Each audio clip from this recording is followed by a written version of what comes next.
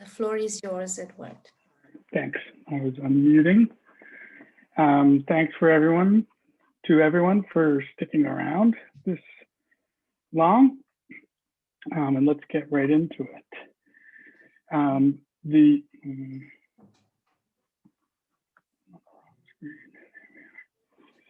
The main goals that I have in this presentation is in understanding the free variation that we see in data like one from Bolognese, which is the Northern Italian variety spoken in Bologna, Italy. And at first glance, this looks pretty similar to data that we find in other varieties, but I'm going to be highlighting some important and revealing differences that show up, including the non-subject, non-internal argument clitic that I've glossed as I here, as well as certain person restrictions that I'll demonstrate for you later on. I'm going to essentially be extending the ideas underlying either cyclic or multiple agree approaches that also underlie the person case constraint that we see in many languages, and we'll see also in Bolognese, to explaining all of the sorts of details.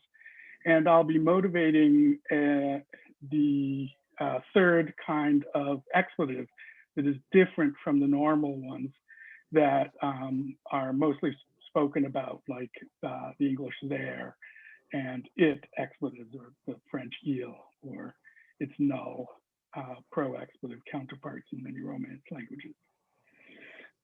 So in one, we have the data that we're interested in, and this is normally contrasted with data that occurs with a preverbal subject that's shown in 1'. And I will note right at the beginning that standard analyses of free inversion often involve an expletive pro in the subject position that the preverbal subject occupies in data like 1'. I'll make some descriptive observations as well and say that Bolognese is what Roberts 2010 calls a fully redundant null subject system. It in fact distinguishes via the subject clitic and the verbal agreement, six-way distinction in person number, and it additionally makes distinctions in gender in the third persons. You can see a subject clitic in the third person feminine plural in 1'B, for example, and the singular correspondent in 1'A. Now we can contrast 1 with 2A and notice that there is a person restriction in this kind of construction. You can't get a first or second person, singular or plural, strong pronoun in this sort of construction. It's simply ill-formed. While we might say that that has to do with a mismatch in person feature, and we might furthermore say that 1A and 1B show partial agreement in person, this kind of notion would need to be extensively expanded to explain the ill-formedness of 2B and 2C, where we have partial person agreement with post-verbal second and first persons in B and C. So we're going to need to develop that notion or move on from it to a different sort of approach. Now in 3, we have the sort of standard free inversion data from a variety like Italian. And we note here that in fact there's full agreement between the post-verbal subject and the tensed verb, which is an auxiliary here. The sort of data that we have in Bolognese can't be replicated in a language like Italian with the partial agreement, where a third person singular auxiliary here, it's simply ill-formed. And in fact, in D, we can see that this sort of free inversion construction allows first person singular as well as other first person plural and all second person subjects in the post-verbal position. Now, this kind of construction was called case transmission in Lasnik 95 who was focusing actually on case issues. And he described it by saying, or highlighting the notion that the expletive here and its associate share the properties of a preverbal subject in normal instances in standard word orders. That is, it shares the full agreement and the case licensing as well as EBP, which I haven't noted here. Now, Bolognese also has this kind of construction with those first person with those first person and second person subjects. And in these, you can see that the verbs show full agreement in both the subject clitics and the verb morphology, matching the features of post-verbal subjects. So we're going to need to have an analysis of Bolognese that includes both this kind of construction and the other one. Now, Brandi and Cordin in '89 noted certain quite similar data from Fiorentino that I provided in 5. And they note that it includes an unmarked neutral form, third person masculine singular, and the impersonal clitic, which they note as being strongly reminiscent of the French clitic, il. And they note that the clitic itself is spelling out the agar features, but that the pro occupies the subject position, which is expletive and takes on the neutral features, which are those third person masculine singular features, which thus are in control of the verbal morphology here. So essentially what we have here is agreement being due to the expletive and subject position. And this has essentially been maintained as a sort of standard analysis for this kind of data in Fiorentino. And that's shown in works like Belletti 2005 and Roberts 2010. On the handout, I've given you some full quotes on that. And in modern terms, basically, we would say thus that we have the formal apparatus of agree between T and the expletive holding. The questions arise in this case. Most of the literature focuses on the agreement facts here, but agree is operative in case theory as well. And so we have to ask ourselves whether or if agree between T and the expletive holds, then how is this external argument licensed? It's not partitive case. Clearly, we have an unergative verb involved. And if in fact we want to say that agree holds between tense and the external argument, then we have to ask why in fact it doesn't value the 5 features on T, in particular as third person feminine plural, perhaps including a third person feminine plural subject clitic, which is indeed available in Fiorentino, just as it is in Bolognese. So in a real sense, in data like this, we don't have agreement and case licensing being shared as it is in the Italian data that we observed and in the Bolognese data that we saw in 4. So this is not case transmission in a very standard sense. Some elaboration is needed. We should also note that there's an important empirical difference between Fiorentino and Bolognese. Bolognese, in fact, has expletive constructions with a third singular masculine subject clitic, which is distinct from the clitic that we see in our free inversion context. We can see these in the whether verbs in 6 and in the embedded clause in 7, as well as in the clausal complement constructions in 7. We have that third person singular masculine subject clitic appearing presumably in construction with an expletive pro in the subject position. And as a further piece of evidence about the distinction between these two sorts of clitics, I will note that the expletives with whether verbs and complement clause constructions invert in interrogatives, as we see in this data in 6b, 7b, and 7d. The I clitic does not invert, so there must be something different about these two clitics.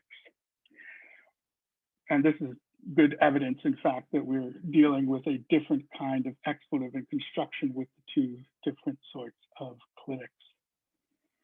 Now, as for the person restrictions, there isn't much discussion of this out there, but certainly an early instance can be found in Tortora 1999, where she directly addresses this in varieties like Borgo Manarese. Her analysis includes a very tight comparison between the two expletive systems that I mentioned, and it ties the person restriction itself to a mismatch between the external argument and the features of the expletive. And that was, in fact, quite inspirational for this work, and I'm thankful to her for that work, as well as for personal communications that we've had in recent discussions. Her analysis, however, requires the checking of a particular feature, nominative, in her specific analysis, but without deletion, which is a non-standard sort of approach then, as well as now, for which she herself noted that she finds no convincing principal reason why this should be so. So we're not going to pursue her particular approach. Instead, we're going to adopt the mechanisms underlying cyclic and multiple agree, which many of us are familiar with from the PCC effects that we see in a wide number of Romance varieties, including here Bolognese. So this is very standard data, and I've just laid it all out for you, in which you can get first or second or even third person dative clitic together with a third person direct object clitic. But if the direct object clitic is first or second person, then the presence of a dative clitic renders the data ill-formed. There are, as I've noted, basically two major approaches to this: cyclic agree and multiple agree. And I'm not going to have the time to decide between these two here. I think that the proposal that I'm making is compatible with either of them, though, of course, the structures would have to be seen in different ways. The structures would be different in handling them because of the differences of those two approaches. But the essential pieces remain the same, and that's what we will adopt here.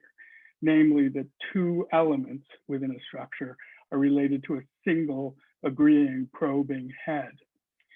Also, that the five features, the individual five features, person and number, probe separately, and that it's the person feature that is essential to nominal licensing. Those are the core aspects that I'm adopting here. And now you might be saying, I know you could be worrying that the data from Bolognese that I'm talking about doesn't involve clitics. And of course, there's the I clitic, but there isn't multiple clitics, and that the PCC itself is about clitics. The main idea that I'm putting forward here is that all of this is about agree, and that clitics themselves involve agree, with a long history of discussion of that notion, and that case licensing too involves agree, with a long history, a well-established pedigree, and that PCC also involves agree. The main works are cyclic agree and multiple agree, but that cyclic and multiple agree is not just about clitics. Those major works also talk about multiple exponents, agreement displacement, and other sorts of things. My idea is that the data that I'm looking at here is another area where it applies. We could think that the overlap in person restrictions on clitics in Bolognese and the person restriction on post-verbal subjects in Bolognese free inversion structures, as in one, that these two things are entirely coincidental, but I'm making the argument that in fact it is not a coincidental overlap, that they are due to the same essential mechanism. And so our analysis will work in the following way. We extend those essential underlying aspects of cyclic multiple agree approaches to our data, and that the probe in issue here is the person feature on T. The goals are going to be the expletive in these constructions and the post-verbal subject. The expletive is not the same sort of expletive that we have as the expletive in the case transmission data, where we clearly have the sharing of properties between the two, or in the al-type data, the weather verbs and the post-verbal, the clausal complement structures. Now, unlike in the case transmission data, where the expletive and its associate are treated essentially as the same thing, I'm claiming that this expletive in our free inversion structure in one is entirely independent of the post-verbal subject, and that there's no sharing of identity between the two. Furthermore, this expletive is third person singular, simply that, and it's not third person singular masculine like the expletive that we find in the weather verbs and the clausal complement constructions. This third person singular expletive C commands the post-verbal subject. And according to the mechanisms of cyclic and multiple agree, the pion T probes both of them, and it can license them, but it can license the post-verbal subject only if it's third person singular, and not if it's first or second person singular, for the mechanisms, for reasons due to the mechanisms in cyclic multiple agree. So we can take a look at some pretty bare structures. I'm trying to remain agnostic about whether we're using cyclic or multiple agree. We can discuss it if you'd like in the questions. But essentially, we have the structures involved here. So for 1B, we have the third person singular expletive in the subject position. And I do, in fact, think it raises from a lower position. And of course, the tensed verb undergoes the raising that's normal within this variety in Romance in general. The expletive itself is going to control the number feature, the number probe, value the number probe on T, and satisfy EPP here. The pi feature on T will probe and license the expletive and the post-verbal subject. There's in fact no failure of the cyclic multiple agree mechanisms here. We can furthermore say that the number probe on T here is valued by the expletive, presumably because it is more local. Questions could arise about multiple valuation, but I don't think we have a huge amount of time to dive into this. Ask me afterwards if you're interested. In a piece of data like 2A, as an example of the failures,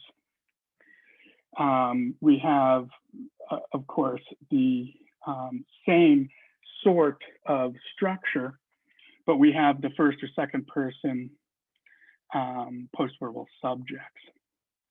Similar things happen with the number probe, but in this case, the person probe on T attempts to probe but fails cyclic multiple agree. Now, in the cyclic agree approach, this would be because the first or second person postverbal subject fully values the pi probe, and thus leaves nothing to value and thus license the expletive.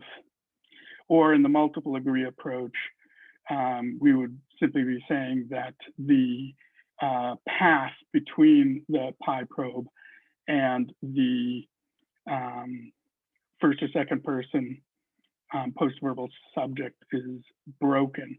There's not a contiguous agree occurring here. So these data are ill-formed as a result of failure to satisfy the mechanisms of the cyclic or multiple agree approach. I'd like to remind everyone, of course, that the standard case transmission is also available in this grammar. Then we saw that in the data 4 that's repeated here. In this case, we have the kind of expletive which fully shares the features and properties of the postverbal subject, and thus is quite distinct from the independent expletive that we saw on the previous slides.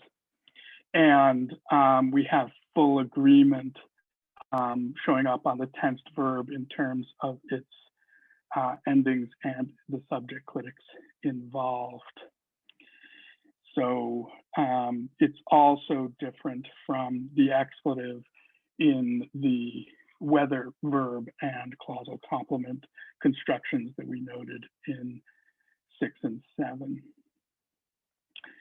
So to conclude, the lack of agreement or the partial agreement that we are seeing in our data in 1 is in fact agreement with this independent expletive.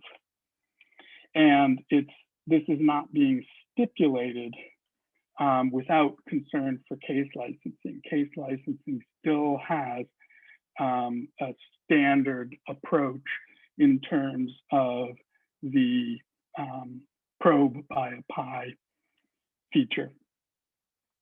This is going to arise in grammars where such an expletive, such an independent expletive occurs.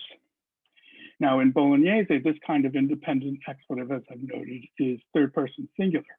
While it appears that in Fiorentino, we might want to say that it is in fact third person singular masculine, which led to the comparison by Brandi and Cordin and others that follow to the French il expletives and others like that.